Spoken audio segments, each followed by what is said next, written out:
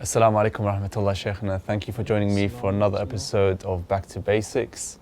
In this episode, I wanted to kind of take a step back and address a question which many of us have in our minds. It seems like a very simple and basic question. However, I'm sure there's a lot of depth and a lot to it than the eye sees. Question is, why am I here? What is my purpose on this planet? Where am I going? What is the purpose for me being here, and what is my responsibilities? Well, assalamu alaikum, thank you for having me back. It's always difficult to, I think it was my granddad that used to say that the most difficult thing to state is always the most bleeding obvious. Yeah. And I think that these are the most obvious questions that people have. There's certainly questions that have plagued philosophers from day one. Now, I know that because we are on Imam Hussein TV, that there might be some hassasiyah from the word, there might be some sensitivity from the word philosophy. So allow me to clarify here that when I say the word philosophy, I don't mean any ideology that they might be rejecting in large in Karbala'i circles or the circles of Mashhad and what have you. I mean generally the word as is used in a Western context, the love of wisdom and anything pertaining to rational questions. So I'm not talking about something condemned by the Hausa here. Sure. When we talk about what the philosophers ask as one of the most primary questions that has baffled many of them, the first question they ask is, why am I here? What brought me into existence? And it's always a very difficult question to answer, because you have some people that posit that we could just randomly be here and have emerged out of nothing. Of course, scientifically, that would have been a more plausible position to hold about 50 years ago, when most scientists accepted a model which was called the steady state theory, which held that the universe has always been of the same size and never had a beginning point in any period of history. But with the discovery of the fact that the universe was expanding, we moved to a different model which is called the Big Bang, which holds that the universe did of course have a beginning. Yeah. If it had a beginning, that means it is grounded in time. There was a point when it didn't exist. And of course this raises some major questions as to what brought us into existence. Now, it's not that these questions weren't dealt with in the time of the Imams. They certainly were. When you look at the dialogue of the Imams with the atheists of his time, he would often ask them, did you bring yourself into existence? And if you didn't bring yourself into existence, now what brought you into existence? And I think it's a very great question. I think that it's a question which makes many of us question what could possibly have brought the human being into existence, and more importantly, why the circumstances I'm in. And indeed, I think this goes back to, this is one of the dimensions of that narration that I love so much. Man arafa nafsuhu faqad arafa rabbuhu. Whoever knows himself knows his Lord, because as we'll see when moving further down the pipeline of this podcast, inshallah ta'ala, and as I've covered in previous lectures that I've done on Imam Hussein TV, you see that the worldview of those who hold that there is no God and that everything that exists is simply materialistic and naturalistic is extremely bleak. It's incapable of explaining the most basic thing, let alone the most advanced thing. And when you take that worldview, you would see that life makes no sense whatsoever. But for those who recognize that, look, if reality were to be solely physical, then the consequence is X. But X is absurd. They would understand that the necessary consequence is that life isn't purely physical. Now that would open up a separate can of worms, and it would open us up into a realm where we talk now about the supernatural. So if we're saying that naturalism is a failed hypothesis, the only hypothesis which could be a valid alternative is one which doesn't hold that simplistic materialism is the only reality around us. And I think that's where many people need to begin when looking at the question of why I'm here. Now, of course, we have a separate question, which is that my origin is one thing. I can determine, let's say, for example, that we can determine what our origin is. Do I now have a purpose? And is there a reason for why I'm here? I think this is a question that most human beings have asked themselves. I hate to be somewhat narcissistic and bring up my own experiences, but what I remember clearly as a 15-year-old was that it was a question along the similar line of, well, what's your goal in life? That actually persuaded me to move from a more agnostic position to actually looking into religion, the religion of my parents, which was, of course, Christianity and Catholicism, and eventually going from there to looking into Islam. And the question was, I had a teacher, and he was trying to stump me in front of my colleagues at school. I used to be one of those kids that be very cheeky with teachers, and admittedly it was quite an arrogant thing to do, but growing up in Scotland, teachers would speak the local Scottish dialect. Yeah. And what I would love to do is, if they would be having a go at me, I'd start correcting their English, and I'd be like, well, you're not even speaking proper grammatical English, you're speaking a Scottish dialect. And so everyone just knew me as this really annoying, smart Alec, to use an expression they would use over there. And it was viewed as somewhat annoying and irritating. So one day one of my teachers asked me, do you have a purpose? What's your goal in the future? Because you're just not taking life seriously, and all you do is make fun of everything. I mean, you walk into exams and you're not even trying. And he asked me what I would be doing in the next 10 years of my life. And that question is actually something that triggered me to think quite heavily, because I didn't have an answer to it whatsoever. And the reality was that I realized, if we have a purpose in life, there's only two possibilities. Either I or someone else has determined that purpose. If it's myself who's determined that purpose in life, and myself who's determined what my goal in life is, then that goal holds very little value, because tomorrow I could change my mind about what that goal is. And if I don't meet that goal, I could say, well, you know what? Let's shift gears. That didn't work out. Let's try this. If it's other people who set that goal for me, then again, the question would be, who the hell gave you the right to set that goal for me? And this made me realize that either we have an objective goal, which is set by a non-subjective person, or the goal is entirely subjective. Now, if we do have a purpose and we do have a goal, then that would be a series of things to achieve, commands and prohibitions. But commands must emanate from a commander, because what is a command other than something which you're told to do, and who is going to command you to do that thing? Yeah. And so I realized there must be a commander, there must be someone who set that goal, who transcends the human species. Now, of course, I realized that the only real plausible solution to this dilemma, according to the philosophers, was that there is a God. Of course, we can look into the different natures of God and the different conceptions of God that exist within the different world religions. That's definitely something that the average person has to do.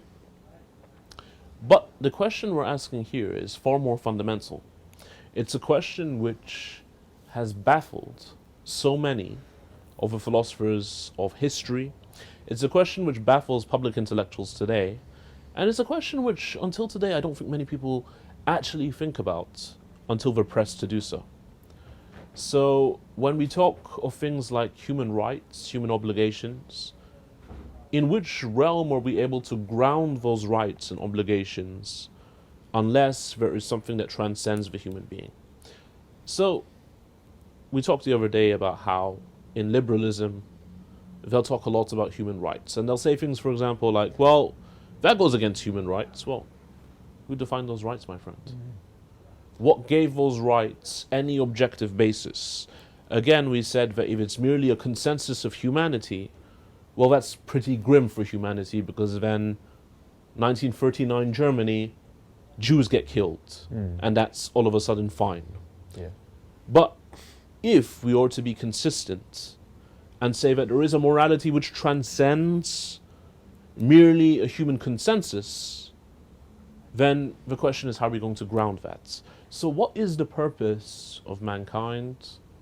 I'm arguing that at this very basic stage of our journey of looking for the truth, we must concede that that purpose and that reason for why we're here, and the very origin in terms of where life comes from, must come from a non-human source. Thank you, Sheikhna, for giving us some insight to, like I said, what seems to be a very simplistic question but has very deep meanings to it. So we've covered the grounds of our purpose on this planet, but then that also stems to what the sake of this purpose is. Is there an end goal? Is there a conclusion that we're driving towards, which stems from the question of where are we going? Of course, no one on this planet can tell you, I've been to the afterlife, I've seen everything and I've come back, and that leaves it down to philosophers to give us these answers. Well, it's always very difficult to talk about the future of where we're going, and that would bring us to two distinct questions. Number one would be where's the future of the human race going, and our descendants. Of course, we all know that there's a thing called death, and that we all suffer from mortality rates. So we will eventually die at a particular age. And I know that's particularly grim for some viewers to hear. Nobody likes to know the fact that we will die of old age at one point, or perhaps even of something that takes us before that point. And I pray that Allah Azza wa Jal gives you and the dear viewers a long and healthy life, inshallah. But the real question we're asking here is, what lies beyond, and indeed does something lie beyond?